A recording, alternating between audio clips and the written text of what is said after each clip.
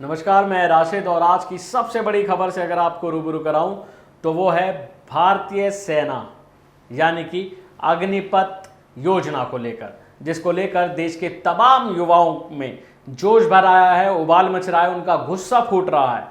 हरियाणा से लेके उत्तर प्रदेश से लेके उत्तराखंड में, बिहार में हर तरफ कोहराम मचा हुआ है।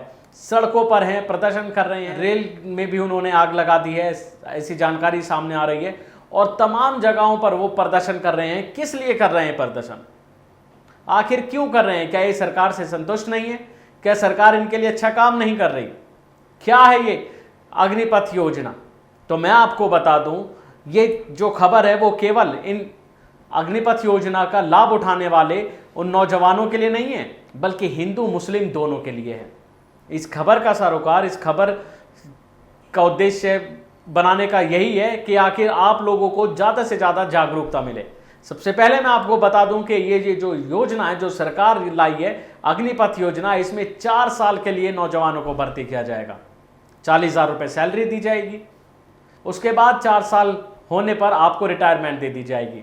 सरकार जहाँ इसके फ़ायदे बता रही है, कह रही है कि उसके 4 साल के बाद लोगों पे इतना पैसा होगा कि वो अपना बिजनेस भी कर सकते हैं। लेकिन तमाम मीडिया ये सवाल नहीं पूछ रही कि आखिर 4 साल ही क्यों, जब सरकार 1 रैंक 1 पेंशन का नारा देती थी, कहती थी, और अब नो रैंक नो पेंशन ये कर रही है। युवाओं का उबाल आ रहा है, युवाओं का गुस्सा फूट रहा है, प्रदर्शन कर रहे हैं। तो वहीं एक मुस्लिम पक्ष है जो ये कह रहा है कि अब कहाँ है सरकार का बिल्डोजर।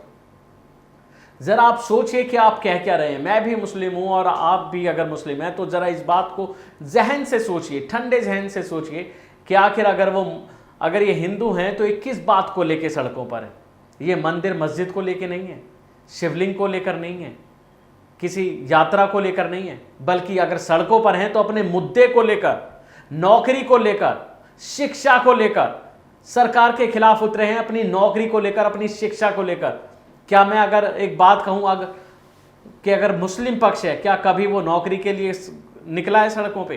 क्या इतनी बड़ी मात्रा में प्रदर्शन कभी शिक्षा के लिए किया है? जरा सोचिए, हम लोगों में ज्यादा से ज्यादा जागरूकता लाने की जरूरत है।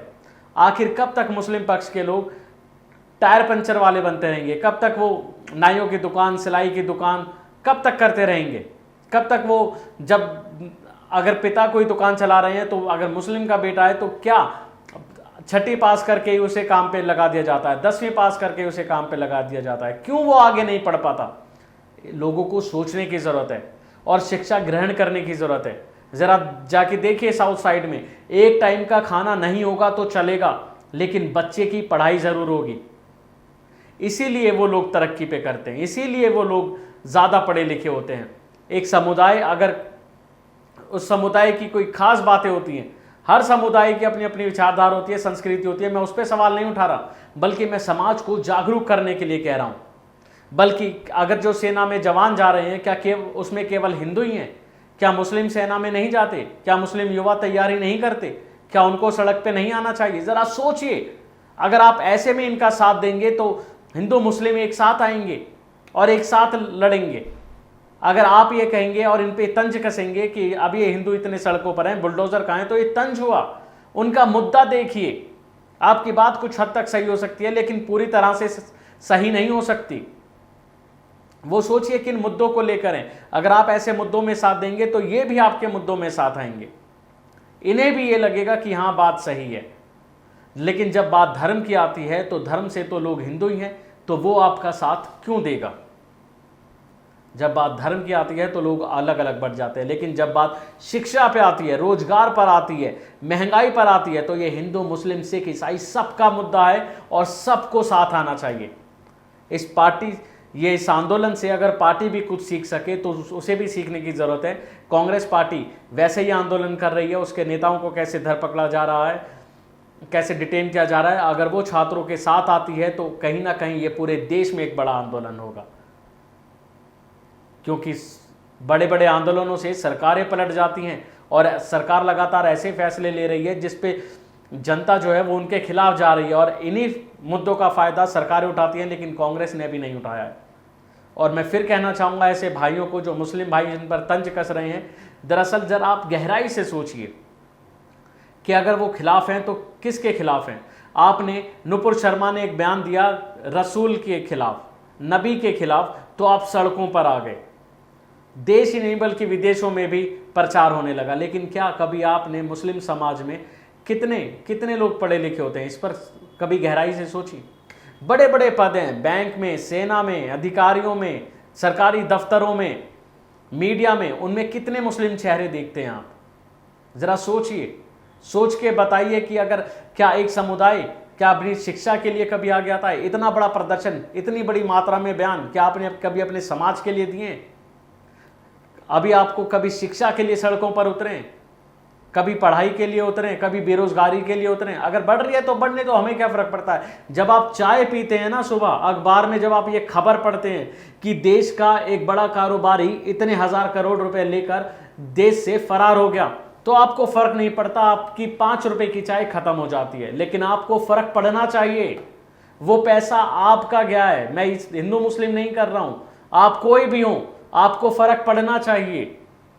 वो पैसा आपका है, आपके देश का है, आपकी जेब से लेके भागा है वो पैसा।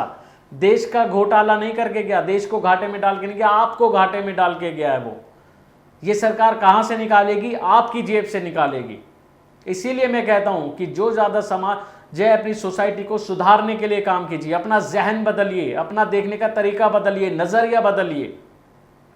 ये बड़ी मात्रा में जो प्रोटेस्ट हो रहे हैं, इतनी बड़ी मात्रा में अगर आप बेरोजगारी पे बात करते, शिक्षा पे बात करते, गरीबी पे बात करते, अपनी सोसाइटी को सुधारने के लिए बात करते, तो शायद और समुदायों का भी आपको समर्थन मिलता, क्योंकि वो भी देश में सरकार की इसी नीतियों के खिलाफ हैं।